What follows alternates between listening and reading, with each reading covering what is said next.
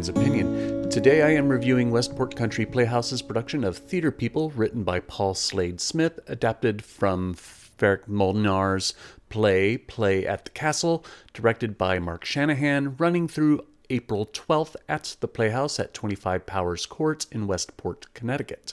If you're theater people, then you're definitely my type of people, so come on over to my Patreon page where you can, for as little as $1 a month, support my work here as well as my classic cinema podcast, Yesterday's Matinee, where patrons always get early access to the latest episode, which is currently the 1981 erotic thriller Body Heat, starring William Hurt and Kathleen Turner. Thank you to my current patrons, especially my Neo and Hamilton tier patrons, and welcome to the new ones. Full of metatextual, farcical humor, Theater People is a hysterical romp in a guest bedroom at a Newport, Rhode Island mansion as husband and wife playwrights Arthur and Charlotte Sanders, played respectively by Michael McCormick and Isabel Keating, are attempting to get the rights to a new book so they can produce their new play, which is based on that book.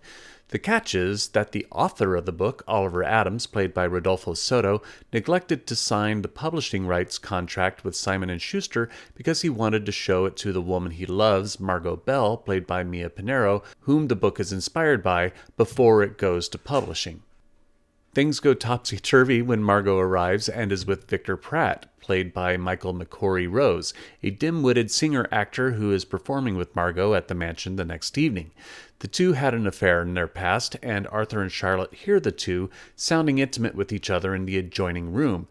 The desperate playwrights scheme to protect their investment by keeping Margot and Oliver together. It's all really silly and fantastical, full of slapstick farcical tropes of people going in and out of rooms at just the right time so they either hear or don't hear details necessary to the plot.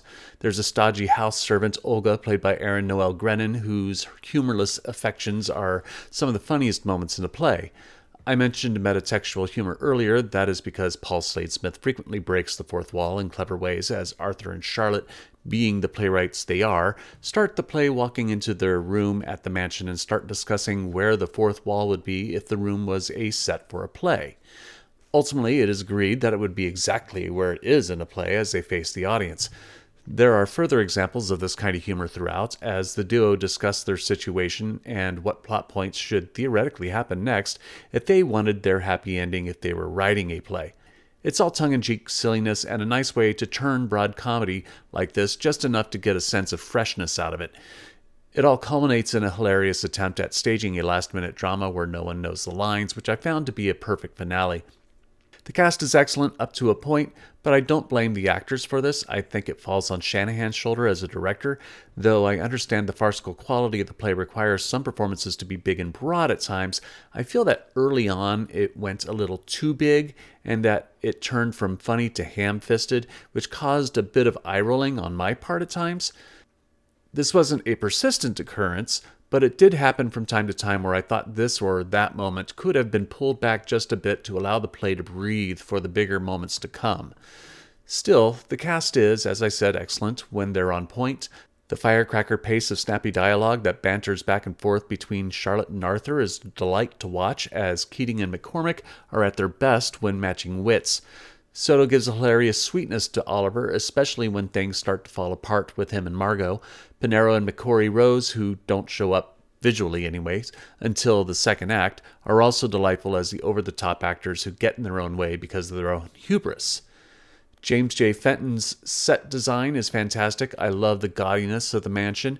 It makes it feel like one of the big, broad, opulent comedies of the 1930s or 40s, which, based on the costume design by Annie J. Lay, seems to be the right setting, as I don't recall there ever actually being a time set in the program or in the dialogue, which is ironic since Charlotte and Arthur are at one point having a meta conversation about how dialogue can sound unrealistic at times as characters say things that they already know, like where they're at, for the sake of the audience.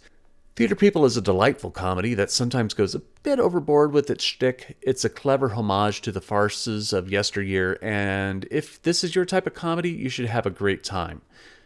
But I am only one man's opinion, so be sure to leave yours in the comments below. If you'd like to see Theater People, I'll leave a link in the description where you can get tickets. Also in the description will be links to my Patreon and Spotify pages, as well as my social media handles where you can support my work.